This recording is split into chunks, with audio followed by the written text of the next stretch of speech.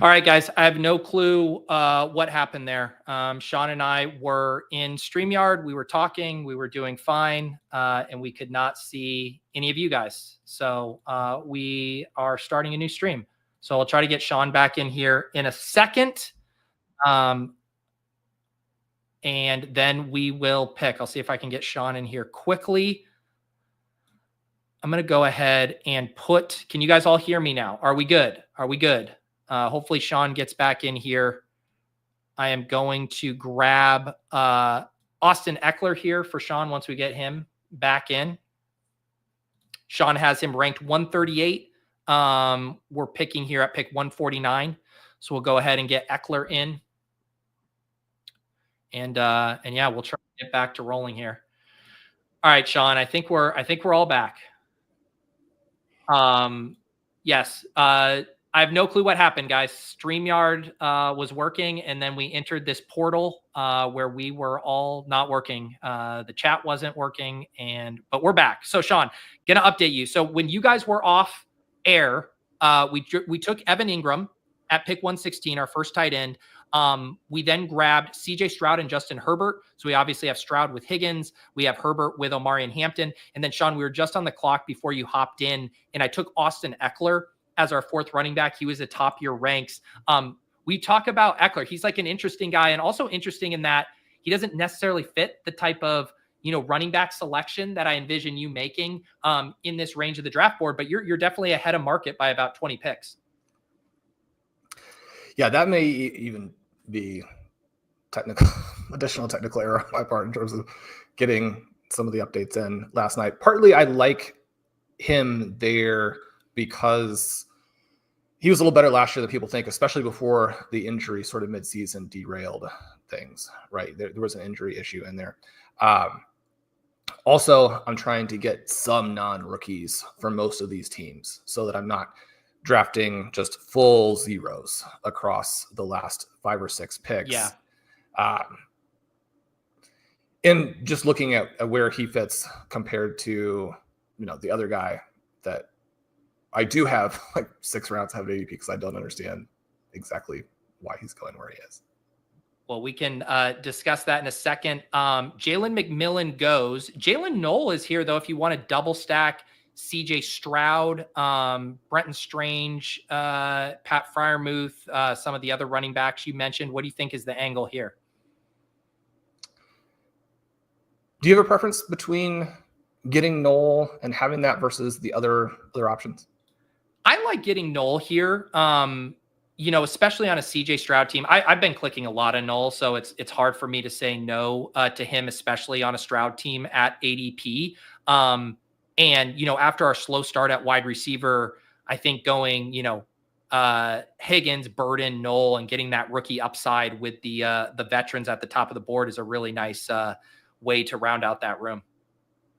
Yeah, you have a couple different ways to win there. Certainly, if they both hit, which is, isn't required for a CJ Stroud Higgins build to work, but it would certainly supercharge it. I actually did mention, I'll go a bit into him when we were both in different dimensions there. One of the things so exciting about Higgins is that he's so good with the ball in his hands. That's one of a little bit of a red flag for a littler guy like Knoll, but the athleticism from him and, this difference in price does in some ways ignore the similarities in just raw production that the two players had. When you're getting a guy this athletic in an offense that we're betting with this team is going to jump back and not just be what it was a couple years ago, but go beyond that, that's very fun. Yeah, no, I like that too. And I think there's multiple ways that can hit, right? Where it's like, okay, maybe in 3 wide receiver sets, there's room for just one of those guys, most likely Higgins. But there are, whether like Knoll just passes Christian Kirk on the depth chart or one of those guys gets hurt, it's not hard to see all 3 of those or 2 of those rookies like making an impact right away. All right, we are on the clock, Shawn, which I think some of the other options we were considering are still here. Which is the one whose price was kind of befuddling to you?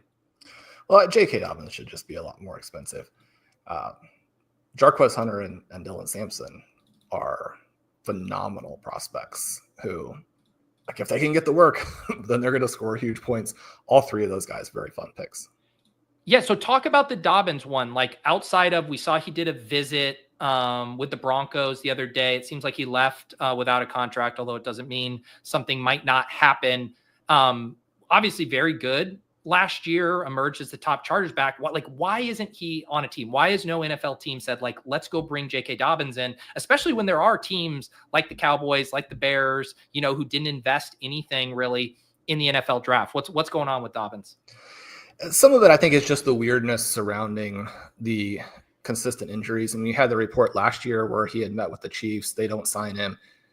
They re-sign players they know were terrible because they know their offense. Then Dobbins goes out and is electric for the Chargers. I mean, you can look at it in a variety of different ways, but the SIS stats suggest that he was the third best back in the entire NFL last year against heavy boxes. I mean, this is a guy who can beat the initial wave. He can beat the second wave. Yeah, I mean, he's then limping down the field, so he's probably not going to score a 70-yard touchdown. But the ability to create those 15-yard, 20-yard, 30-yard runs to beat the first player, to keep you out of those difficult down and distance situations, to catch the ball, it seems to me like currently what we have going on, and it would have been pretty heartbreaking because RJ Harvey is incredibly cool and is going to have a massive season. If they put Dobbins in with him, that would have been a bummer. I think that he's used... So the dream scenario, obviously, is just using all of this to try and get the contract from the Bears that he feels is fair. These guys don't want to pay him, and he's like, I know how good I am and I have been. I'm not going to play for free. So I think that's kind of where we are with him signing right now. So is that, you kind of think it's more or less inevitable that he ends up with the Bears? I wouldn't say that, but that's certainly the one that is very exciting. For sure. All right, we got a 2-5-7-1. We're definitely in need maybe of another tight end here. It looks like you like Mason Taylor a decent bit relative to where we're at. There's also some of these other running backs here. What direction would you like to go? So did Hunter went right before us there? I would probably go ahead and take Samson. Okay, yeah, let's do Samson. I want to make sure we're getting our guys here, especially because like we're good at quarterback. We're in really good shape at wide receiver with the 7. Obviously in great shape at running back. Bucky, Chase Brown, Amari Hampton, Eckler, Dobbins, Samson. Is this a situation where last 2 picks you would think kind of just tack on some upside tight ends, or how are you thinking about kind of positionally where we're at here? Yeah, with getting the 3 early running backs and getting 2 QBs that maybe they're not like the most exciting, going to absolutely dominate the NFL type of QBs. But when we talk about Stroud, talk about Herbert, I was mentioning, find the next Baker Mayfield. Hopefully one of those guys is that, right? We're probably not going to come back with a 3rd QB off of it. We're on the clock here. Which tight end you got? Round, probably, you got if I come out of this draft without Harold Fannin with you, I'll be very sad. Yeah, so I think I do not see Harold Fannin getting drafted much. I guess ADP 215, it means he's still getting drafted a little bit. Obviously, you have already some bullishness on the offense based on kind of like where you're taking Judy. I think people need to be sold on Fannin. Like how is he going to be able to make an impact? Obviously, Njoku on the roster. How does this work in a league-winning type pick way? Well, when you read some of the things coming out of Cleveland and the folks who do the fan work, what have you, which can be very, very good, talking about what Cleveland needs, like we need guys who can do something after the catch. The concern with Fannin and the reason he falls a little bit in the draft, it's a little bit like the running back situation, right? Where you have these other guys who probably are very good prospects. And so then that pushes you down. Then there's the thing of the small school, and there is the element of, is he a tweener? Can he really play tight end? If you can't, you end up with like a Jaheim Bell sort of deal where it's just completely and totally worthless. The thing with Fannin is if you want to evaluate him as a wide receiver, then he would have been the best wide receiver in this year's class. I mean, he was that good. The numbers are absolutely insane. What he does after the catch is really impressive. He went to the Senior Bowl, and the Senior Bowl tracking numbers just are out of this world. I think people are also justifiably looking at tight ends and saying, traditionally, we know that tight ends need to be very, very athletic. He doesn't necessarily really pop in that area. But then you look at some of the tracking and you're like, on the field, this guy, I mean, is unstoppable. the offense almost certainly will be set up for both of those guys to play. I really like Njoku just as a talent, but I think he is a threat to Njoku. I also think it's a situation where those three guys can all score, Judy, Njoku, and Fannin. You have a lot of talk about how this is going to be a run-based offense. Judkins, Sampson, Jerome Ford was actually very good last year. I think when things get going and they need to compete with some of these other powerhouses in their division, they're going to be out there trying to score some points, and that comes through Fannin. I mean, he's that good. All right, get me hyped up there. Do you want to go a third tight end here with Engram and Fannin, or is there another angle you'd like to take with this last pick? We're at a 2-6-7-2. Yeah, it's probably the confidence that you have in either of those groups, because at this point we're getting a lot of buzz for Troy Franklin. Didn't necessarily work out for us last year, but he's that big play threat. He is going to get some spike weeks with the long scores. Jatavian Sanders, also someone who is looking at this sort of second year eruption. They're talking about how he's lost some weight, he's moving better. Regardless of that, I mean, he just was a pretty good prospect last year. And I think that the Carolina Panthers passing offense takes a real jump, and that it's really based on McMillan and probably Sanders as the guys who drive that. Bryce Young was just so good once he got back in the starting lineup last year. I think he's a target late in drafts. We're trying to make sure we got the stream going again and all of that. So I didn't want to get too deep into it when we were thinking about the Justin Herbert element. I really like him on this team, but Young is somebody who, and again, you weren't sure that we were going to have anybody with Young, all of that type of thing. But Young, I think, is undervalued. Sanders, somebody who I do expect to kind of come with him as that offense takes a big step forward. Yeah, and it was right when we started having stream difficulties that when I took the Evan Engram pick, and I wanted to get your thoughts on him, because that seemed like a great selection for us at the time, because not only did we need a tight end, not only was he after ADP, but you had an aggressive rank on him well ahead of ADP there. Sounds like you're pretty excited about Engram in Denver this year. Yeah, it'll be interesting to see exactly how that offense works. We were so high on Bo Nix last year. That did work out. Now it seems like the enthusiasm may even be a little bit, it's like the Jameson Williams thing where you're like, everybody else stop overdrafting him. I want to overdraft him. All of the pieces that they've added, but Cortland Sutton's ADP, I don't think works because they just have so many pieces. Now, Pat Bryant, very interesting. Probably a guy who is more of a 2026 type of play. But you're getting all the puff pieces, not surprisingly, about Marvin Mims and how once he took the step forward last year that it generated all this confidence. They're going to be able to use him in a variety of ways. Talking about Troy Franklin. And Troy Franklin is someone who should have gone earlier in last year's reality draft, right? But he doesn't. And then he has a disappointing first season. I mean, he was kind of the poor man Xavier Worthy, where open for a lot of long scores. Unlike Worthy, where it was really mostly Patrick Mahomes missing him, Nix hit Franklin for a bunch of long touchdowns, and Franklin dropped them all. It's like, you're like, well, that's not good. But the scuttlebutt is much better as you go into year two. Then you have Evan Engram, who the little bit of a concerning element with him is that the after catch numbers last season were not as strong, and you really want that to be a part of what he does.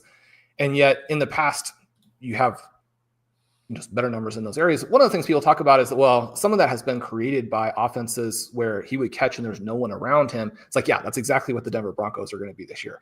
You're not going to be able to contend with Bo Nix's mobility, with RJ Harvey's explosiveness, with Cortland Sutton, who still will be the guy. It's just, will he be the guy at the level that ADP implies for scoring? Then you have Mims, then you have Franklin, certainly other players on that roster still that people like. With Sean Payton designing the offense, I mean, Evan Engram is going to be running free a lot. He's going to catch a lot of passes with no defenders in the area. Run after the catch is going to be exciting. Can he get into the end zone enough to give you the spike weeks that you need in this particular format? Maybe that's the area where you get a little bit more concerned. Maybe when you have Fannin and Sanders as the two guys behind him, you get a little bit more concerned. But he's just so fun. And one of the things, as I'm looking at my tight end rankings, and it feels weird to me, but I have Bowers as the #1 overall player in tight end premium. I have him basically just at ADP in this format because we see the board give us tight ends who can score just all throughout the draft, and at prices where you can just kind of work them in wherever you have a little bit of a flat spot. That's obviously what we did with Engram in this draft. And even though we didn't come back and maybe get that second piece that would be maybe not even more dynamic, but more reliable, I think you have to like being able to get those guys all throughout.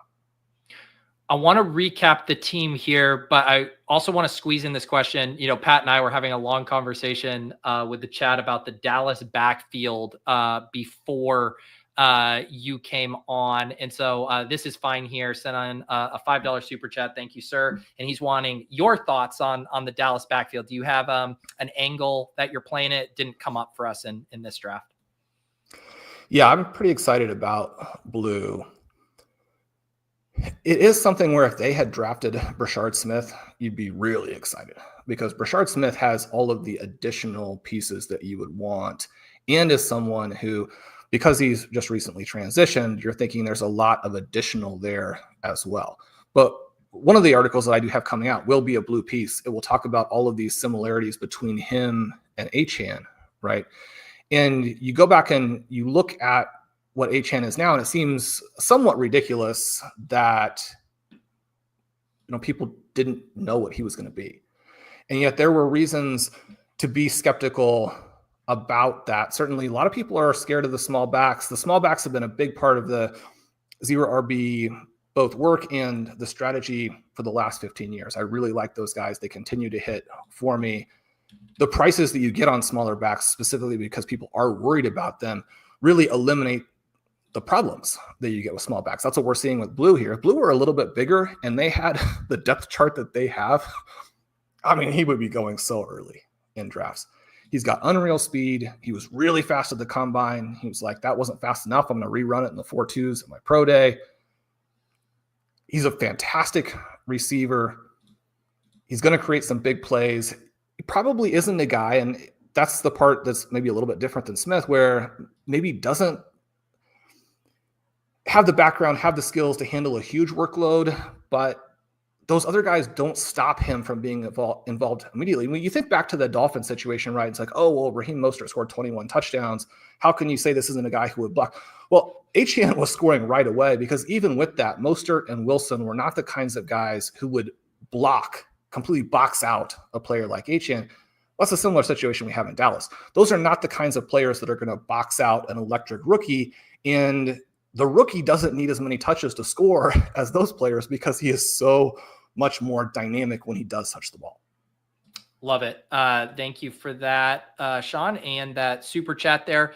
Do want to make sure that we get your final thoughts on this team here, and appreciate all of you found your way over to the new stream. My producer, Mark, sent me a comment that we are not the only ones that StreamYard went down for. Some other people experiencing that issue. There was this truly insane moment where I think 3 different streams were happening at one point. What Shawn was seeing, what I was seeing, and what the chat was seeing there, where it did feel like we splintered into a bunch of multiverses there. So that was, I guess, cool, if not frustrating. But Shawn, here's the final team that we drafted mostly together, although intermittently. At least I still had your ranks during that period. CJ Stroud and Justin Herbert at quarterback, 6 running backs, 3 of them early, 3 late. Bucky, Irving, Chase Brown, Amarian Hampton, paired with Austin Eckler, JK Dobbins, and Dylan Sampson. We played it a little fast and loose with wide receiver Malik Neighbors up top, and then came back and grabbed Judy, Jaden Reed, Josh Downs, and then a trio of rookies, Jaden Higgins, Luther Burden, and Jaylen Knoll. And then tight end, we got Evan Engram, Harold Fannin, and Jatavian Sanders. How do you like or feel about this team here, Shawn? It's pretty fun, right? This is a good example of what the drafts will give you if you're comfortable playing the late tight end.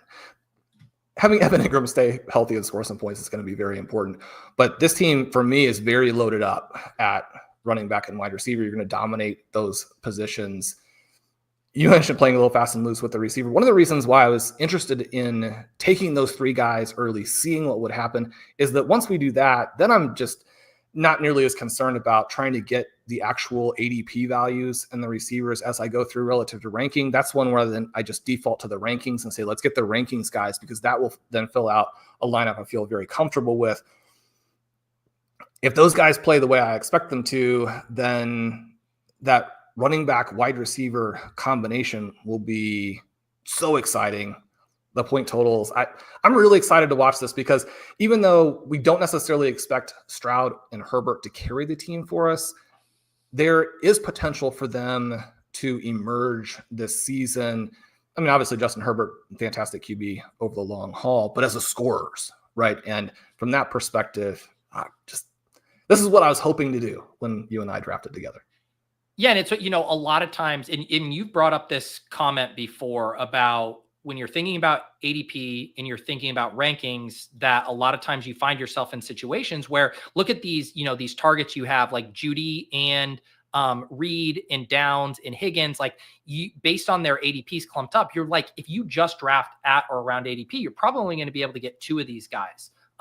Most of the time, the way the dynamics work, specifically if you're on like a turn or something, we were in the middle, so we had a little flexibility, but when you start to, if you just reach a little bit ahead, then you can get every one of your targets reliably. I've been having to do that more at quarterback. I've noticed where it's like, yeah, you're trying to get the ADP value, but it's like the way the drafting dynamics go, that you often like your teams way more if you just start prioritizing them early, especially if you don't think the opportunity cost is actually that high in who you're passing over to reach for these guys.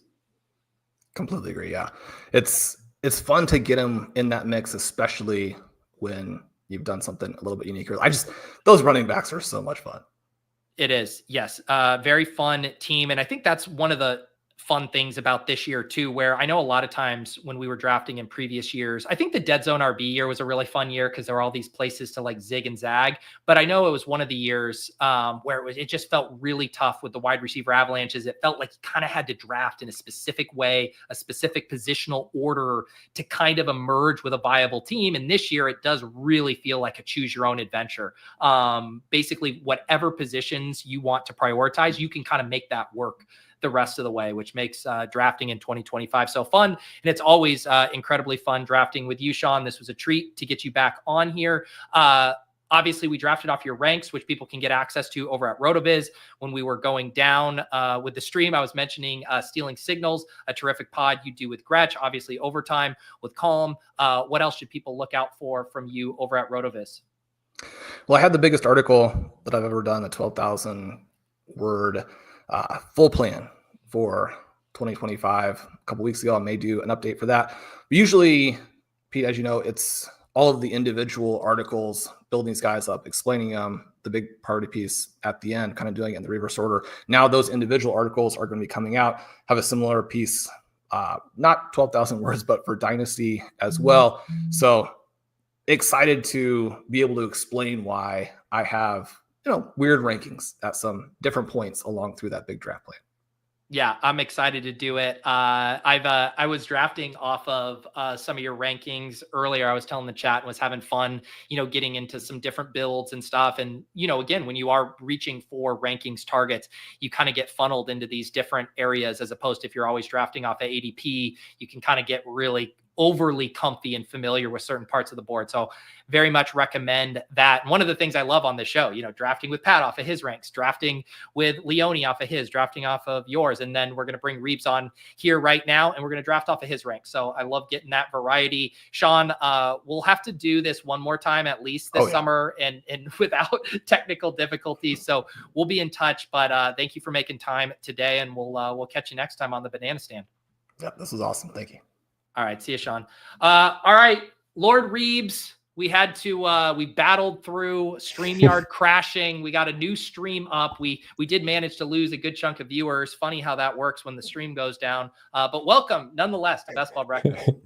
Yeah, what's going on? It's good to see Shawn's face there. I haven't done anything with Shawn in so long. We have our ships in the night haven't crossed paths in the last couple of years. I miss doing stuff with him. So hopefully I get a chance to catch up with him this summer too. Well, that's the thing about someone who's well-adjusted and smart like Shawn, who doesn't hang out on social media, is your chance for exposure with him is pretty limited.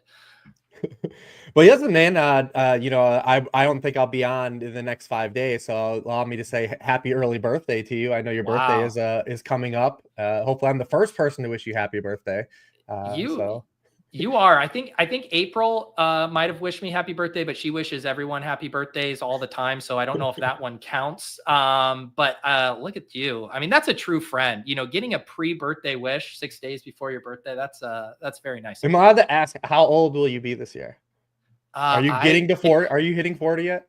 No, no. I'm going to be 38. I was okay. born Oh, geez, you're good. You're good. 87. All right. Yeah, beautiful. I'm at the age though where I literally have to do the math. Like it doesn't like snap roll off my tongue how old I am when people ask me. So yeah. Okay. Well, Reebs, how have things been going for you this football season? Have you gotten any drafts under your belt here? What has been your go-to? I've done a few, just kind of like a dabble. I'm not, the super best ball bro, but I like to draft consistently throughout the offseason just to kind of keep like up at the ebb and flow of like what's going on, like with the news that's going on, like, right? Like, I mean, this would be the first draft, like what's happened to Joe Mixon now that the ghost of Nick Chubb is there, right? Like, I like to draft like that way just to keep up with like, all right, well, when we opened up here, now we're kind of, skating over to here and, where movement's going with players and like that. So that's like just keep my pulse on things. But this year, I think I'm going to draft at a couple different sites too. So looking forward to it. We won some freebies in the FFPC. So going to definitely fire off some stuff from some success last year. We had a playoff team do really well last year. So we're going to fire some free stuff out in those. That's always the best. Yeah, I was actually just telling the chat earlier because FFPC launched their high stakes contests a little earlier this year. So we're going to be getting in those season-long streets as well. I feel like that's just like an overall theme of fantasy football, regardless of format. Everything just gets early and earlier this year. Our friend Davis Maddock was streaming best ball drafts during the NFC Championship game famously. So I feel like there's going to come a point where it's going to be like week 6 and Underdog's going to be launching like the next year's contest. And it's just like, it's going to turn into dynasty. It's like, you want to draft the 2029 season in 2027. Well, guess what? Here's the lobby. Knock yourself out. And dude, like underdog players are good. Like that's the thing is like underdog players are good. Like I want to go fire off on some of these other sites now because like usually underdog drafters are ahead of the curve. So I want to go play on DraftKings and FFPC and fire off some other stuff. Well, it is funny you say like how the draft rooms are almost always reactive to news in a way that just clearly you're plugged in. Like there's basically no one who hops in a draft that doesn't know that Nick Chubb signed yesterday. And 10 years ago, people used to joke about showing up to your home league draft and people have outdated magazines and stuff like that. It's like something that happened 12 hours ago is already like fully baked into the ADP market. Yeah, I remember the magazine days at being at Roto World, and we'd submit that stuff in like June. And it's in print and it's on newsstands like 4th of July weekend, and there's training camp injuries and all these things that happened before Labor Day weekend, right? Like you're using something Labor Day weekend that like we submitted like June 1st. Like yeah. Exactly. Like no adjustment to the market, like no adjustment to anything. You're just like reading this stuff that was put in print eons ago. That's the one thing I like so Fantasy Life, our magazine is going out. And I believe like I should have one in my mailbox here shortly, but we do a reprint later in the off season Oh, nice. Yeah. So you get that first wave because there are people who are on a flight going through Hudson News right now that want to read about fantasy football. You want to be able to service them, but then you also want to be able to freshen it up for the people after we get a little training camp and, injuries happen and stuff like that. But I just do like the breathing book. Like I do the draft guide that just lives on the site. Warren switched to the PDF. I think he's actually doing printed copies of his book this year because the outrage of like the last few years of like, why can't I get a printed one? Even though Bezos is charging like $200 for him, right? Like it wasn't Warren's decision to stop printing the book. It was that Bezos was like, hey, if you want to print this 500 color page book, like it's gonna be $200. And there's still something fun. Like I was talking to some of our people over at Fantasy Life. Like everything we do now is online. We all create a ton of content. It's nice to have something tangible to hold that. Like it's like I do all this work, all of it exists online. You know, to people who are uninitiated, it might as well not exist. At least to have like a magazine or Sharp Football, you know, printing out his thing. It's like I put a lot of work into this, and here's an actual tactile thing that represents that. 100%, man. All right, I hopped us in a Best Ball Mania draft. We got spot for one more. If one of you guys in the chat want to sneak in and draft with us, I got LordReebs' ranks pulled in. I feel like I want to talk about a hot one right off the rip here. Yep. And these are half point PPR ranks, but nothing like baking in ADP, right? These are just like LordReebs projections based ranks, right? And they're not official like best ball ranks. They're just my half PPR top 250. So I just wanted to give you something, you know? Yeah, no, I wanted to have it in there, but yeah, the initial one that just like stands out. I think it's a fun talking point. CMC, and now we'll have the decision point at 1-2 here. How you play at CMC's ADP 10.3. You got him ranked 2. Not scared, right? I mean, this is like, hey, let's just rip it in and run back the CMC glory days. Yeah, and I understand why, and CMC is ranked where he goes in terms of ADP because it's scared money. But I think a lot of people are treating CMC as a not play to lose pick, where I see him still as a play to win pick. Yeah, and everything lines up for the 49ers this season. I think they have one more season where they like go all in, obviously. I mean, they have the easiest schedule in the NFL. They face 10 teams that are projected to have 7.5 wins or less. They have our number 1 ranked passing schedule. They have our number 1 ranked rushing schedule. Everything signals that like they're still going to ride him for one more year. And everything I've read from every football doctor, right, has said like the Achilles thing doesn't matter. Like obviously there's other things that factor. Like he is at risk. He is a risk reward pick. He's missed double-digit games in 3 seasons, but also like the Achilles thing shouldn't have any spillover to this year. It shouldn't be an issue. He's already at OTAs. He's doing stuff. So I'm not necessarily scared. I like taking him at the front because you get different pairings with him at the 2-3 turn than where people are getting him now. I do think he's going to end up like in the 106 to 108 range over the course of the summer if we're on this trajectory still too. But so we'll have some fun right away. Also, the 49ers, even though everything went wrong for them last year, they're just a team I believe is significantly mispriced as a team collectively. Yes. If you don't like CMC, hey, take Isaac Guerrero, take a Jordan James, Brock Purdy, George Kittle. I have him at tight end 3 and the field does too, but I actually think he's tighter to Bowers and McBride than where he goes in ADP. He's not nearly packed there. But one of the receivers is going to hit. Now, I don't really know who, but I think they're all undervalued. Like we know a 49ers receiver is going to smash ADP. So I've just been taking all of them like scatter shots. So I mean, the 49ers in general is a team I am coming away with a lot of 49ers drafts. Yeah, it's hard not. I mean, Kittle does it year after year after year. It's hard. Like I haven't found anyone who's like made a really good bear case against him. So I'm actually wondering why his price hasn't been rising. People are, I guess, just really anchored to that ADP, and we'll actually probably have a good crack at him at the 4-5 turn here today. But yeah, with the receiver thing, it's like we've done this. We've drafted Ayuk and Debo in round 2 and didn't even flinch because we knew this offense could support 2 high-end pass catchers. And now it's like you give us a little ambiguity with this room, and the prices are 5-6 rounds cheaper on these guys. The one guy I haven't been getting to quite as much is Pearsall, but I've really been trying. I've collected a ton of Jawan Jennings, and I really like the. Is that just because of the steam factor? Like, because Pearsall is kind of like the trendy pick of the group. Yeah, and I feel like he's the one I still am not fully bought in on his talent, just because of like such a small sample size last year. And I do think the way he wins will probably be a little bit more volatile, where if you're like, we were talking about, you said like, there's going to be one huge smash. Like I feel more confident that it's Kittle, Jennings, or Ayuk, just because of the larger body of work of those guys as target earners. With Pearsall, I have a harder time seeing Pearsall being like a 2nd or 3rd round pick next year, where it wouldn't shock me, if Ayuk or Jennings, moved up after a big year. I was like super locked in on Jennings until like I did the show with Harmon, and Harmon was so in love with Pearsall and like was kind of like shit. I was like, man, if a ball knower like Harmon's like in, like, what, should I get some more Pearsall mixed in here? I didn't know Pearsall was a film guy. I thought that was more just like, hey, big spike, fast guy, and the 49ers offense goes burr. But he has the route running chops. Harmon made a real good shot that said that, like, when he came back for that second half of the season, like, he was like their best guy versus like man coverage, and really played well like those final 6 weeks of the season. So you keep in mind just too, everything went wrong for him last year. Not only did he get shot, like, he started on the PUP because of a hamstring injury too. So like it was just a rough shot. So I don't even know what we can really take from like the first sample size we saw of him versus the last year. So I've been trying to mix him in a little bit more.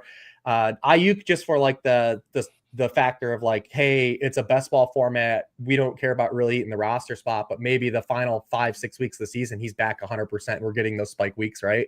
Like for the playoff stuff. That's what kind of makes him exciting too. But but I think they're going to play more of a traditional drop back game too, with removing Deebo Samuel's, near the line of scrimmage stuff away from the offense this year. Obviously, you still have CMC is going to get a target share while he's on the field, but removing Deebo Samuel and the kind of targets he occupies, I think, is a big bump for like the other guys getting more quality targets as well. Yeah. Yep. I should boost my Pearsall exposure a little bit because, like you said, they're all so cheap relative to the upside. All right, we're back on the clock. Looks like the ranking and ADP value is JT. You got him ranked 12. We're at 23 here. You want to go running back start? Oh man, that's so tough. What do we want to do? Yeah, I guess so. I guess we do want to just hammer 2 good running backs, and maybe we just put it on pause for a while. I think so. And like Shawn and I, I've had 2 kind of running back heavy drafts this morning. Shawn and I did a Bucky, Chase Brown, Omari, and Hampton in 2, 3, 4. Pat and I think had 3 running backs through 5. So, but it looks like the wide receiver you do have up here is Tyreek Hill, who's a fun guy to talk through right now. Is that your lean at this pick? I would say probably in this format, I usually like taking Tyreek more on wide receiver heavy builds versus him be my wide receiver 1, because like there is some fragility. I think the Tyreek Hill, it feels like he has a foot out the door at the franchise is the thing, right? Like that's the tough thing to grasp, right? Is it's just like, has he moved on? Has the team kind of moved on mentally? And like, you just don't know. That's what makes it a wild card pick, right? But I do think the Dolphins in general are a team that are going to have a rebound in terms of spike.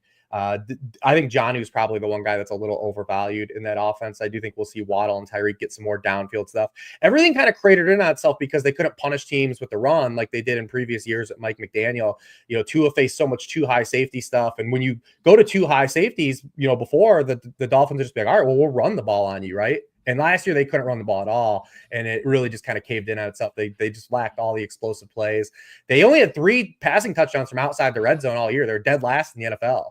Like, and you think of like a team with that roster, like that shouldn't be the case, right? Like, with the playmakers they have. So I do think there's going to be some rebounding in terms of splash plays for the Dolphins. Their schedule gets a little bit better, but I do like to take Tyreek more on wide receiver heavier builds because the insulation factor. Yes. Yeah. Yeah. And in this spot, like, is there anyone, we did end up taking Tyreek here for our audio listeners. Yeah. So we start CMC, JT, Tyreek. What would have been the other options? Like, I think in your ranks, Chase Brown was the highest. Starting 3 running backs can be a little tricky, but could have done that. JSN, I think, was second in your ranks behind Tyreek. Would that have been the other consideration for you? Yeah, I think just because like JSN, you're just trying to catch a player on like the ascension, right? Like you're trying to catch him, going uphill, where he built out the strong last half of the season. A lot of people I think are over influencing like can JSN play outside versus inside. That's like a talking point, right? I think he's actually going to get more quality targets this year playing in that Clint Kubiak offense, being able to run stuff like those deep digs off play action. It's going to open up things for him. I actually think that JSN, like I said, I think he's going to continue to take another step forward as a player. Yeah. I like that take. I think, I've loved JSN since he was a rookie. I overdrafted him as a rookie. He was responsible for one of my big BR wins last year. And even I've been a little squirmish, not on his talent, but I'm just like squirmish on this offense. It's like Sam Darnold. I think they're going to run the ball a ton. I guess we haven't seen him playing in like the full alpha role. He was alongside DK Metcalf there. But this price, at pick 30, you see Adams, Reek, Harrison, McLaurin go ahead of him. Like I have no problems with JSN here. Yeah, like I said, I was a big Clint Kubiak honk going to the Saints last year, and I thought I had won all the money through 2 weeks last season. Unfortunately, there were still 16 weeks left in the year, but I was counting all my my Saints Slansky bucks last year through 2 games, and they had like 100 points scored. That's hilarious. Yeah, I want to say too, was it Reebs? We've drafted a few teams. We normally draft a team a year on Best Ball Breakfast. I think it was one of our teams was really cooking. I don't know if it was last year. We usually I think do unorthodox teams, and they tend to do pretty well.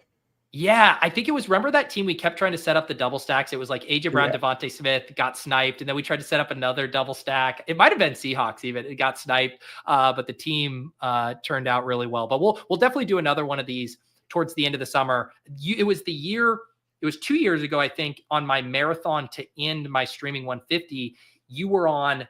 It was Zach Moss before like the breakout for him. It was your only share of Zach Moss. It was you got one Zach Moss team. And you did it for me. And he was crushing.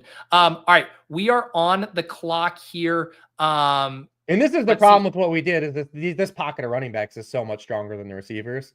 Yeah. It looks like you're high on Sutton relative to things. Is Sutton our wide receiver pick here? Yeah, we could also do Jalen Hurts, right? Like, and just lock in a really good quarterback.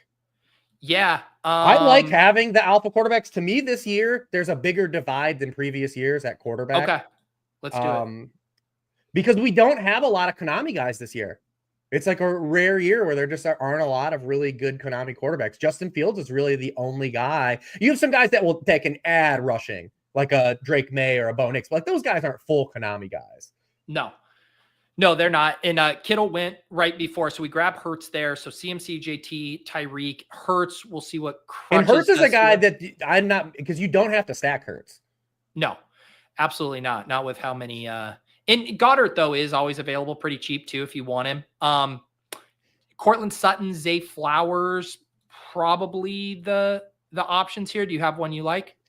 Yeah, I would still lean Sutton just for the touchdown equity. Like, this is the format for Sutton. You think Bo Nix builds on his season. He still just dominated red zone targets and end zone targets on that team. And their biggest target earner they added this season was Evan Engram, who doesn't score touchdowns. So, yeah. Yes, that have you been thinking about Pat Bryant? He's been kind of like the way I've been mostly playing the Denver offense right now. Can you see scenarios where he and Sutton coexist? I do, but I think Pat Bryant is probably more of a 2026 and beyond pick. I still think beyond Sutton, you're going to see a rotation of Mims, Trey Franklin, Pat Bryant, and those outside guys. Vele is still going to be the slot only player. And then you add a slot competition in terms of Evan Engram. Remember last year, Cortland Sutton was the only guy who was on the field for over 70% of the dropbacks, the wide receivers. I still think we're going to see a rotation outside of Sutton. Yeah, for sure. I mean, there's nothing Sean Payton loves more in the world than a deep, deep wide receiver. I mean, they were playing like little Jordan Humphrey still last year. Like, dude, Sean Payton loves to just empty the bag. Like, I'm going to play all these losers. Isn't that like I feel like we're so blessed that the rando wide receiver Sean Payton loved to play also had this like super memorable, iconic name, little Jordan Humphrey. Like none of us are ever going to forget the deepest rotation ad for Sean Payton. It could have just been like a guy named like, if it was like Alec Pierce, it's like we probably would have forgot it at this point, but it's like none of us are ever forgetting the little Jordan Humphrey picks. The other thing too about Sutton, he's a great example of, last year of just not being hung up on what a player's done in his career up until what he can do. Because last year with Bo Nix, he got his largest share of targets like near the line of scrimmage. He actually, if you look like the back half of the year, he became like a high floor player where it used to be like, oh, Cortland Sutton's a volatile player, touchdown or bust type of player. But he actually had a high floor where he was catching, 5+ balls per game. In that offense. So he took that step forward. Which did you like about that too? If he's going to be on the field as much as the other guy, just significantly more than the other guys. Yep. So we start CMC, JT. We come back and grab Tyreek, Hurts, and Cortland Sutton here. Any other like in putting together your first pass at ranks, kind of any other macro trends and stuff you're noticing at least like where you deviate from kind of consensus or any kind of positional trends that are interesting for 2025? I think that this is still a year where it's wide open still at running back after the top. I mean, I think you have 3 or 4 guys that fit an archetype. Yeah, it depends if you want to clear Gibbs in there, because there's Jahmyr Gibbs contingency and then Jahmyr Gibbs floor, right? Like Jahmyr Gibbs has shown he's at a super high floor while playing with David Montgomery, and then anytime Montgomery's missed, he's looked like the best fantasy player that you could absolutely have, right? And that kind of gets priced into him. So if he's like the cutoff, and then after that, I think it's pretty wide open at running back. It's pretty deep. And then tight end this year is extremely gross, I think, after Kittle. And you can sell yourself on maybe Laporta or whatever. Like, dude, tight end is real bad, though. It's flat and gross. And this year, like, QB2, I think, is just really flat. I think you can make a case. If you told me, Pete, like, you had a guy that I had ranked at, like, QB17 as, like, your QB8, I'd be like, okay. Like, yeah. I'd be like, yeah, I totally see that. I think, like, QB8 through, like, QB20 is also just, like, a really big flat spot, too. So it's open this year. And underdog drafters have certainly felt that same dynamic, because that's how these drafts play out, where it's like, especially if you get in a room with a lot of experienced drafters, everyone kind of plays chicken with quarterback after the elites. And then you'll just see a flurry of them come off from, like, pick 110 to 140 in that, like, entire tier you just described. We'll just, like, everyone's like waiting. It's like, go. Like, yeah, what receivers did we draft? We got to pair them up. Yeah. The best exactly. All right, so we'll see here what goes on. We saw a string of wide receivers in the early 5th: Waddle, Sutton, Ridley, DK Metcalf, Zay Flowers, Pickens, Addison, and then a string of running backs. Not a single quarterback or tight end in all of round 5 or 6. We're about to pick here at pick 71. We're not going to be in the market for quarterbacks here with Burrow and Mahomes. So we're probably just forcing wide receiver here with both these picks, I would imagine. Yes. I think so as well, just to make sure we're not getting too far behind. So yeah, we'll see what my guy Matty G does here, and then try again Chump. And then we'll be here. So Matty goes Chris Olave, who you had up there in the ranks. It looks like by your ranks, it would be Diggs, Myers in this range here. Do we do it? Is this where we just take Pearsall, though? We just get our Pearsall guy. We just do since we talked about. Yeah, you want to get me? We did CMC. You got me hyped on Pearsall. You want to grab him? Yeah, because I think he would have a chance to be, from an ADP stance, be one of the next guys off the board. So we'll take him now and then see what comes back, and then we can do like a Diggs, or we can even do we double up, but probably not. I would assume not. Yeah, I mean, on this team, so we have Hurts, CMC, JT. Now we go Tyreek, Sutton, Pearsall. Do you think about? Although Diggs also fits this team, because from a player stance, like, this team all was good like 4 years ago. Like, play the. Can we have this team in BBM 3? If we had this team in BBM 3, everyone had a round 2 above ADP. That's right. Yeah, make BBM great again with this team. We do grab Diggs here. This is the thing, too, about these sharp rooms. Like, Crutches gets Joe Burrow to come back all the way to him at pick 72. You'll often see the Chase or Higgins drafter pull the trigger on him at the 4 or 5 turn. And you got to respect Diggs, like, accelerating, the rehab through, the baggy, man. You got to get listen, cocaine's a hell of a drug. Well, I mean, why are we shaming him if we don't know what kind of performance enhancing? How many extra workouts he's getting in, That's right. I mean, it's practically just like creatine that he was taking. It's not that big of a deal. He'll be fine. How are you thinking about, like, the Pats offense this year? Are you buying Kyle Williams being the first time the Patriots have ever hit on a wide receiver selection? Are you in on Drake Maye? I'm definitely in on Drake Maye for sure. He's like the kind of type of guy I really like at ADP, right? Like, he gives you that sprinkling or rushing, maybe takes a step forward. He's a little bit of a gunslinger too, going back to college. Like, he likes to push the ball downfield. Not only does you get Kyle Williams and whatever we get out of Diggs, you get Josh McDaniels back. Kind of underrated. Josh McDaniels, there's a reason he keeps getting a chance to fail as a head coach, is because the dude knows how to coach some offense, right? You get Travion Henderson, who it changes the fabric of a passing game as well. They're going to have a lot more, explosive plays, I think, in this passing offense. So definitely I'm on Drake Maye. And then depending where you take Drake Maye, what you add around him, right? Like, outside of Diggs and Travion in terms of ADP, you can always add a Kyle Williams. And Hunter Henry, I think, is one of those, like, tight ends. It's like very boring pick to click. Yeah. But makes sense, when you look at the way he's used in terms of, target share and first read targets and stuff like that. So like there's an opportunity for him still to be like a boring tight end too that could score maybe 6 touchdowns or 8 touchdowns, right?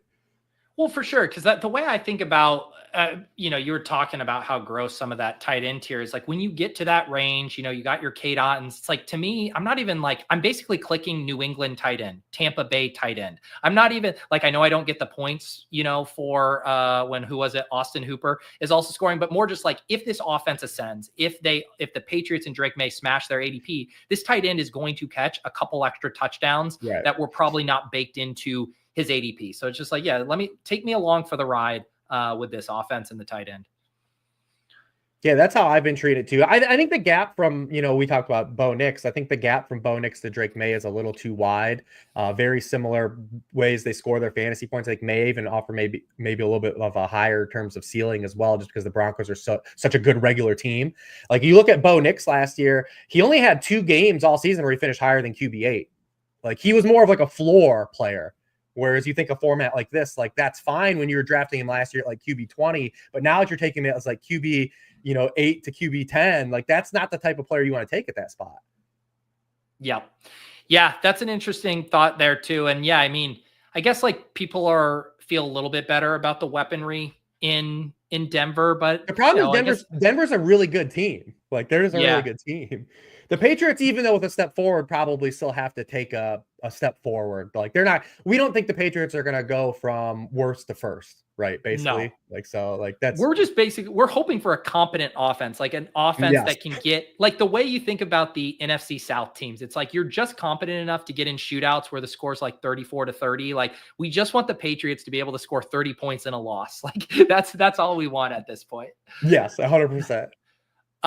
All right, let's see what's going to come back to us here in the 8th round. It's so funny. My first 3 drafts this morning were absolutely whipping the 30-second clocks. Everyone's just like ping, ping, ping, ping. This has been like one of the slower drafts of today, but it gives us plenty of time to chat here. Looks like this is definitely the range, like you said, in your ranks where you have all the quarterbacks. Yeah, I just got you're grouping of dudes. Yeah. We could probably still chill on quarterbacks. Oh, yeah. I think we still got to keep hitting wide receiver, right? Like we just got to keep hitting wide receiver here. Yep, I agree. With CMC, we already bet on CMC and JT. Like we gotta just hope that works out.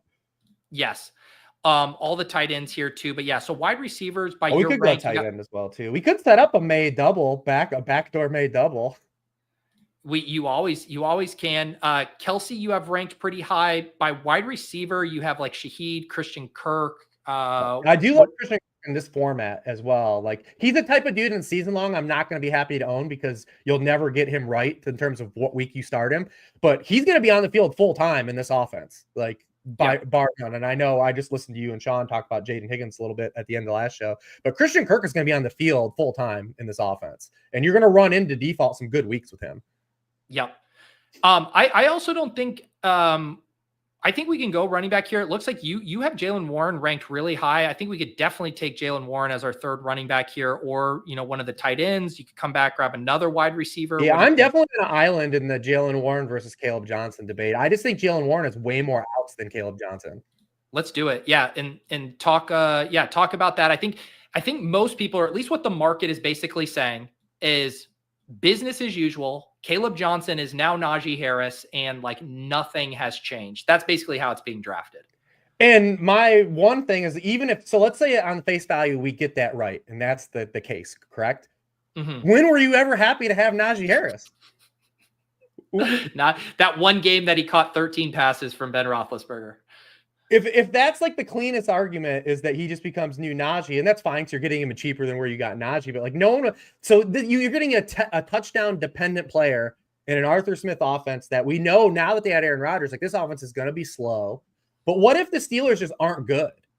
That gives so Jaylen Warren has a few outs. One, he could just be a better player than Caleb Johnson. So far, we have 3 years of data that suggests that Jaylen Warren is a good player, and maybe he's better than a rookie that had one good season. I will say, Caleb Johnson, when you look at him in these uniforms, like this is a motherfucking tank. Like that dude, like you see him, and like it's like the old I guess the torch got passed to AJ Dillon, but who was the dude before AJ Dillon that was on the Giants? Why can't I think of his name? That Oh. was Brandon Jacobs? No. The other dude. Gosh, like, his name's on the tip of my tongue. David Wilson? No, he trucked the dude. Gosh, chat, help us out. Does chat have the name here? God damn, I can't think of his name. But they do show him at camp. Ahmed John I can't think of his name. Gosh, I can't think of it at all. Ahmad Bradshaw? No, it was after him. God damn it. It'll come to me. I was thinking too. All right. But anyways, though, so what if Warren's just the better player right now, right? Yeah. Like that exists in the range of outcomes. What if the Steelers are bad and just that Jaylen Warren's role in the offense is just on the field more because they're they're trailing, and things like that. So I just think Jaylen Warren is a lot more outs in terms of being a productive player than versus saying Caleb Johnson has one path to being like really good, right? And it's that the Steelers score a lot of touchdowns. Yes. Yeah.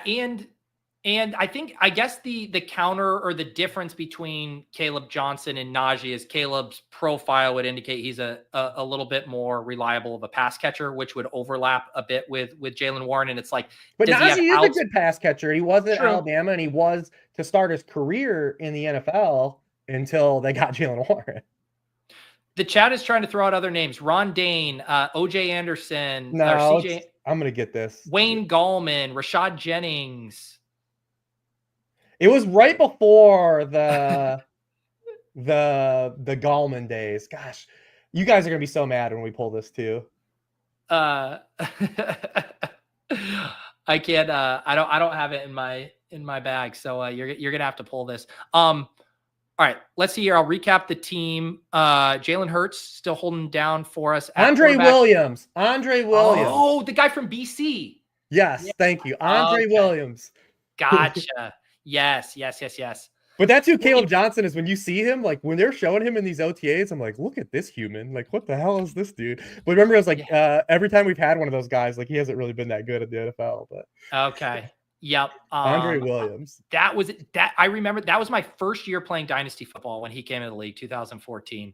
All right, we are about to pick here. Do you know what one thing we could potentially pull off is this Drake Maye, Kyle Williams thing here? Yeah, I like that too, because it might even keep Hunter Henry in play later too. Who do we take first, Maye or Williams? What does the team at the turn have? Do they have a quarterback? They have Burrow. I think we probably. What do you think? I think we probably get both regardless, but I think let's do. It doesn't matter. I don't think it matters. I think let's do Williams because I think we also have with Jalen Hurts, we have other outs too. We still have CJ Stroud, I believe, Stroud with Kirk would be fine. I think Bo Nix might be gone, but yeah, I think we're fine there. And because we were behind at wide receiver, I like getting another rookie upside crack in there. I like that though. Yeah, this will be, as long as this Burrow gamer doesn't do it, we'll be in good shape here. I like that. Yeah. The other plays here, let's see, I'm looking at your ranks. Yeah, Ramondre in here. Okay, yeah. Drake Maye comes back to us. So we'll lock this up. And now we have the double with Drake Maye and Kyle Williams and Diggs. So Pat was not able to get his love Drake Maye on our team, but you successfully pulled it off here today. Nice. All right. That's anytime I can follow in Corain's footsteps here and follow Sharp Crafter. I feel good. I feel good about that. I joke with Corain that most of my exposure to Drake Maye is in like pick 120 to 130, and all of my exposure when I draft with Pat is at like 105 because Pat's just like I've never heard us get to this range of the draft board, and it's like we could have no Patriots. It's like that meme where it's like no one, and then Pat just screams Drake Maye, just completely out of context. So that's just how it goes. Where are we at tight end? Can we still get Goddard somehow? And can we still somehow get Goddard? Maybe we should have took Goddard in May instead of Kyle Williams. Maybe. Yeah, because we also have the like you said, the Hunter Henry. If we want to just go full on triple stack with the Pats as well. Because where are we at tight end? Goddard's still there, but we're probably pushing Goddard's ADP, right? Like we're probably in no man's land on him. No, we'll be like right at ADP. He might not come back to us, but this is like a nice range. Njoku's on the board, Kincaid, Ferguson, Kraft. Then you get into the Hunter Henry range. So, like you said, Chat's just listing bad running backs. I love it. It's like, Wendell White went to the high school. He went to where Peter Jennings went to high school, Chatfield High School. Neil's not wrong though about the May thing. Like, because I haven't met one person that dislikes taking Drake Maye this year. I haven't met one person that's off of him. No. And it's also hard too, because look at this dynamic. I mean, we talked about this. Drake Maye, Herbert, Goff, Trevor Lawrence, McCarthy, Stroud, all going in the same round. It's just like, if you have a stack lined up, you get the pocket passer. If you don't have a stack lined up or whatever, you can take the Drake Maye or, the Fields or the Knicks. It's just like, it falls like this in most rooms.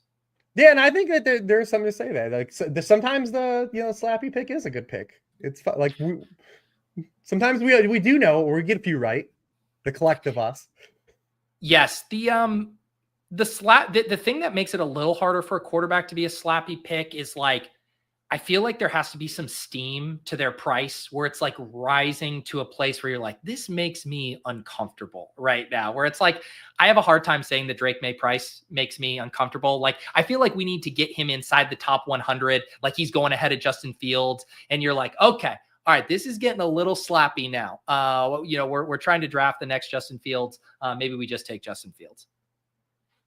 Yeah, absolutely. So, I have really no pushback on anyone's like quarterback flavor choice in that range. Yeah. Like, if you tell me you like Tua, I'll be like, okay. If you're like, I like Trevor Lawrence, I'm like, all right, sure. You can sell me the story on all those guys. Like, I get it. Well, I was telling the chat earlier, like, I had Waddle on a team this morning, and I was like getting ready to take Tua, and then he went like 20 picks ahead of ADP. And I did a draft on Saturday night with Steph Miller where he went in the 17th round. And that speaks to your point. It's like, beauty is in the eye of the beholder. It's like one guy's like, yeah, I need Tua at pick 120. And another person's like, fine, I'll take him at 200. It's just like how it goes with some of these guys. Let's see here. CMC, JT, and Jaylen Warren. I do like that we made that pit stop back for a running back here. What a pun. Oh, I didn't even mean to do that. Pit stop. You're such a professional. Wow. Well, here's the thing. If you do it on purpose and then like wink at the camera, it's like groan worthy. But if you just accidentally stumble into it, then you're a professional. We got smashed on that run of tight ends and that whole. Yes, Goddard goes. I think Kyle Williams might have been there for us. We would have came back. That's why maybe we would. You don't think so? I default to you, Reebs, on a lot of stuff, but I promise you Kyle Williams was not going to be there at 143. That I will promise you. Goddard would have made this team look real nice, I would have said. Like, do you want to just grab Hunter Henry now?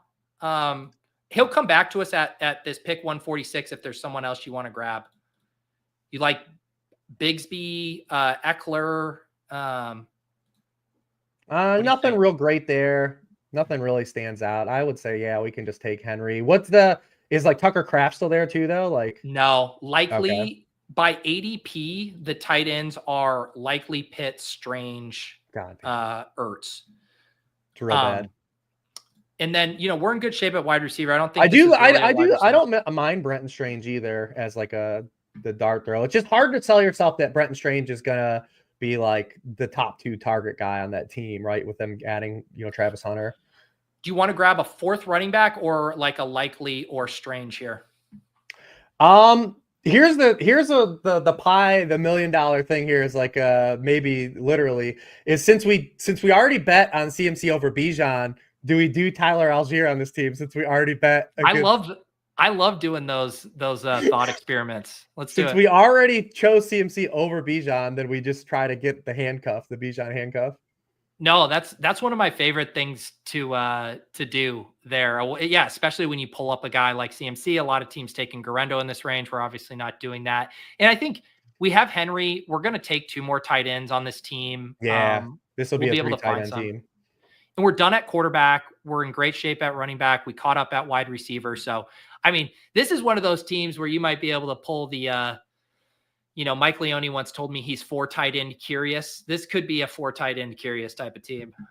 And just hope that like combined the Voltron, the tight end Voltron gives us enough usable weeks. Yeah, exactly.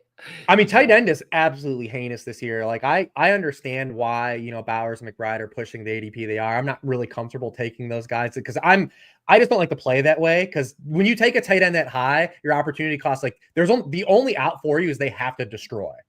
Like they have to be amazing at that ADP. And it's just very rare we've had the Travis Kelce Gronks of the world. But I get why, gamers do take them there because it's just like the insulation. It's so gross after Kittle, man.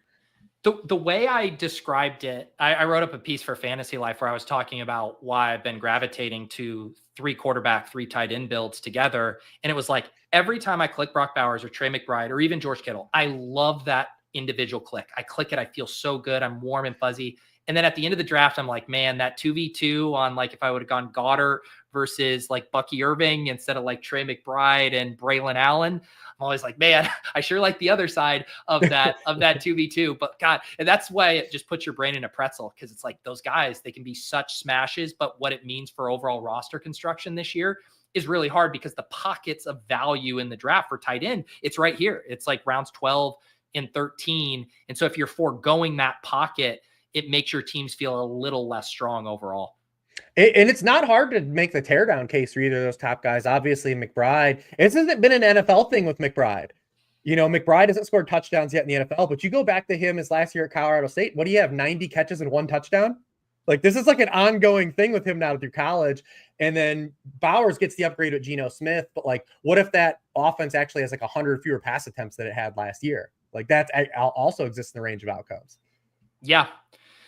No, exactly. It swings both ways, especially when you can tell yourself like the touchdown regression for either of those guys and specifically, obviously. Oh no. Yeah. This is like, we already know why they're being drafted, why they are. I was just trying to be like the devil's advocate of like, cause you have to smash like Bowers and McBride have to destroy at that ADP. Like they have to perform as a borderline, like wide receiver 7, to like wide receiver 12. Well, yeah, you're drafting them like that. And you're basically saying like, hey, I take another tight end or maybe 2 tight ends late. And those are my actual tight ends. And I'm flexing that tight end into my flex spot each week based on their scoring, which is the one nice thing about that. Like you still have the outs of like, you can hit on multiple tight ends and essentially play that McBride, Bowers, Kittle as a rocked up, wide receiver 1, wide receiver 2 in your flex.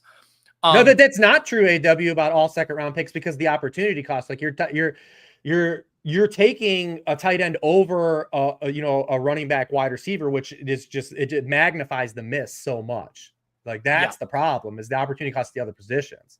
And you get a little more insulation in a best ball than you do when we get to August and you're drafting your redraft teams, right? Yeah. But so you do get a little bit more insulation just based on this format. But yeah, it's not just having like, of course, all your early round picks, you want them to smash. But when you're foregoing a onesie, or foregoing a wide receiver or a running back for a onesie position, like you're really you can almost, bite your nose off. Do you like Freiermuth here? A little Rodgers Freiermuth action. We were talking about. Oh God, you want us to have 2 Steelers? Man.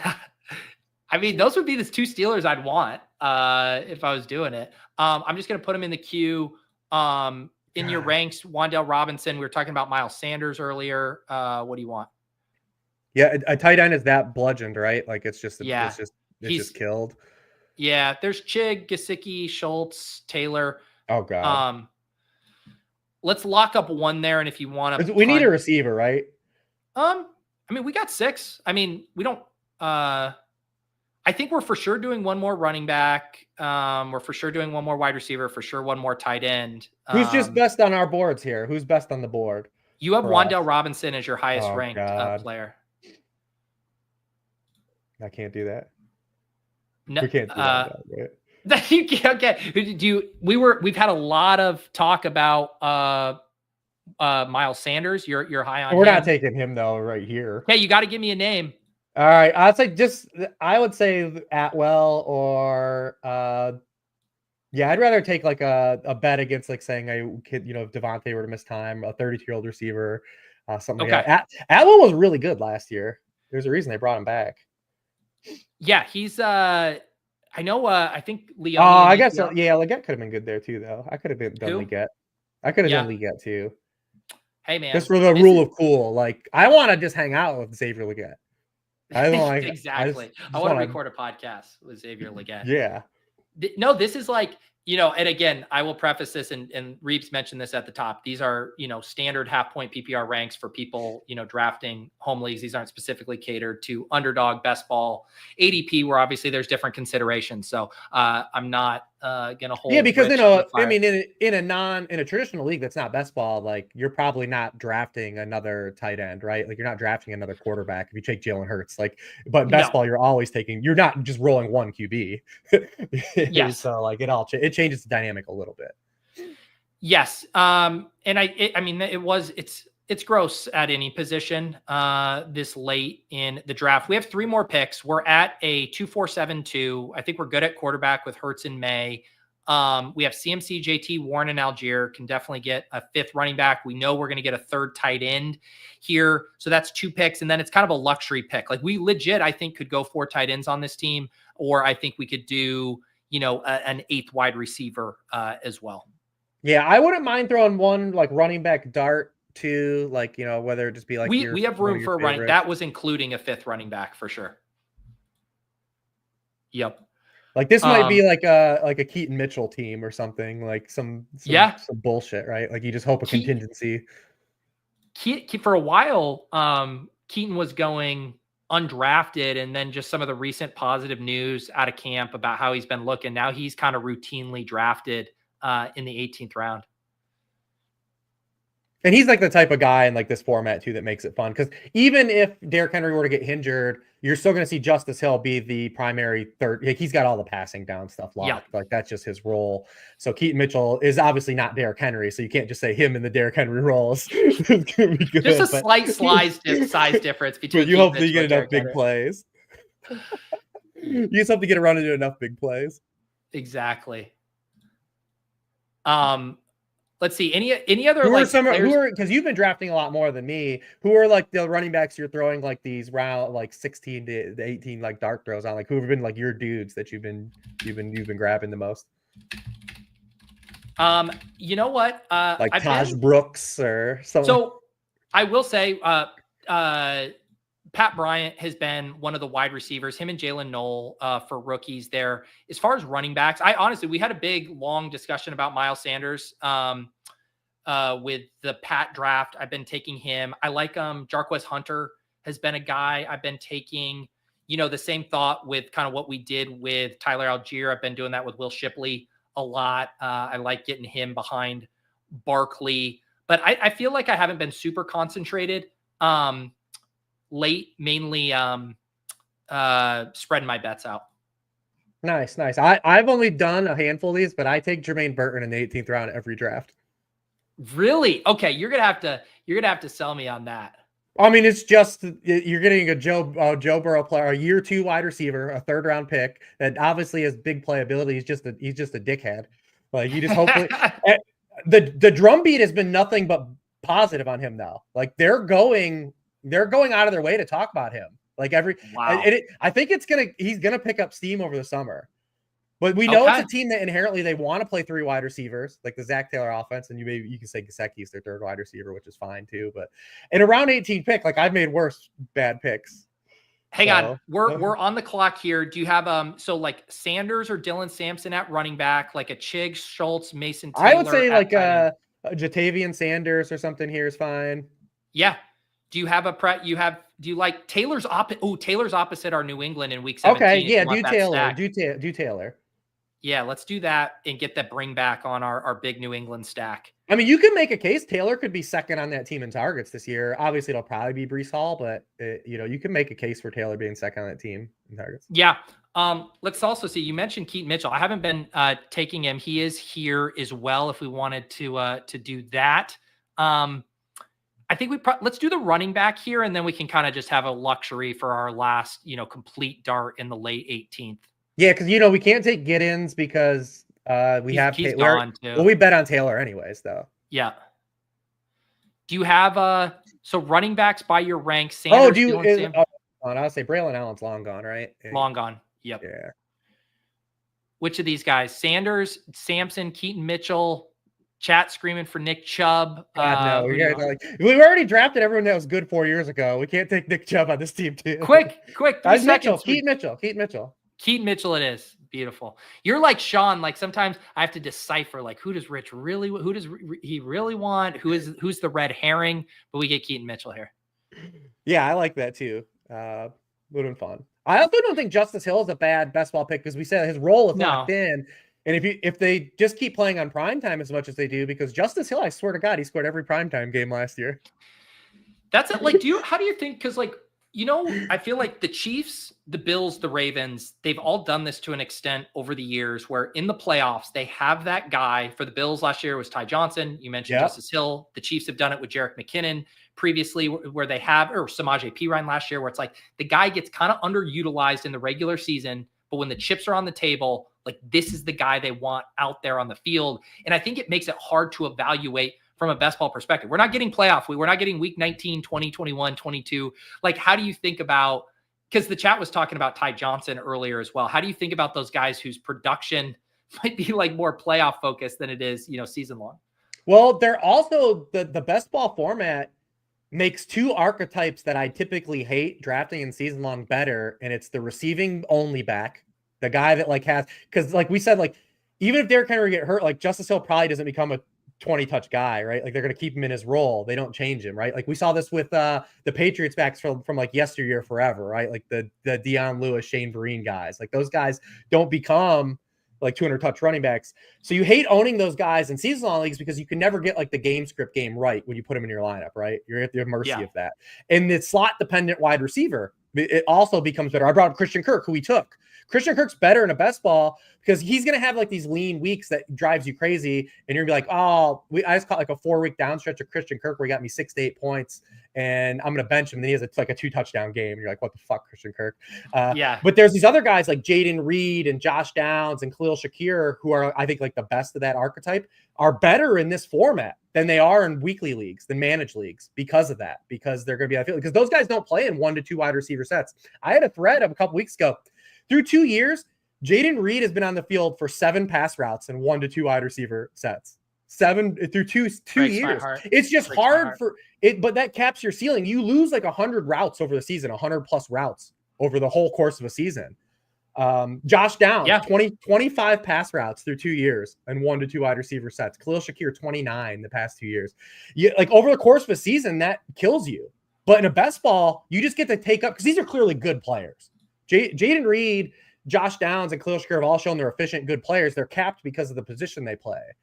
But these guys are better in these best ball leagues. But so like those guys become a little bit of elevation in these leagues. That's why I think Justice Hill's not even a bad pick in this. No, as like if you just need a running back, because he's probably going to give you 3 to 4 usable weeks, probably. Yeah. No, and it's good. I know, and Pat, I know, has done some research before about like the tight end dynamic too, and how important it is for them to be on the field, even in those like run situations, because a lot of times you'll have like the play action or whatever, and it's just like the availability is so important, just being on the field and what it means for their chance to kind of like back into production that would otherwise not even be possible to forecast. Let's get a jump on thinking what we want to do with this last pick. So we're at a 2-5-7-3. Hurts and May, Christian McCaffrey, JT, Warren, Algier, Keaton Mitchell, Tyreek, Cortland Sutton, Ricky Pearsall, Stefon Diggs, Christian Kirk, Kyle Williams, Tutu Atwell, 3 tight ends, Hunter Henry, Pat Freiermuth, Mason Taylor. I think you can make an argument for a 6th running back, 8th wide receiver, or 4th tight end. So we can kind of do whatever you like here. Is Jatavian gone still? Did he go? I just saw him went and Chig went as well. If we look at tight ends, your rank, God. We're looking at Theo Johnson and then in like Tyler Higbee kind of range. Yeah, pretty running back, you're looking at Corum is still here. Wide receiver, you're looking at like Dontavian Wicks, Roman Wilson, Jalen Tolbert. Let's pull a rich special out of your bag of tricks. Yeah, here. Roman Wilson could be fun too, but we already took 2 Steelers. That's like, wait, like a Rodgers. Is Burton here? Was that who you? Oh, Burton's gone. Burton's gone. Someone in the chat. See, I coaxed someone into taking Jermaine Burton. Who do you want to take? 7 seconds. I would rather throw one more receiver dart. I think running back. Roman? Yeah, let's do Roman Wilson. I like it. I would rather throw a receiver dart on a year 2 guy. Okay. Yeah, Roman Wilson. I'm a sucker for year 2 wide receivers, man. Like I love me some year 2 wideouts. Okay. I like I mean, it. last Yeah. year, remember, I came on, I think it was with you and Davis, and I kept taking Trey Tucker in round 18. And listen, we were right. This dude, did you know Trey Tucker he was top 5 in routes run last year? He just Yeah. sucked. He just sucked. We were wrong. That's why But everyone's so imagine excited about Jack Besh, because they're like, he's just going to have all the routes that Trey Tucker ran last year. But imagine me telling you our round 18 pick that we overexposed ourselves to was going to run 600 pass routes. You would have drafted him even more. You would have picked him even more. I would have. I absolutely would have. Incredible here. Let me read off this team, Reebs. Get your final thoughts.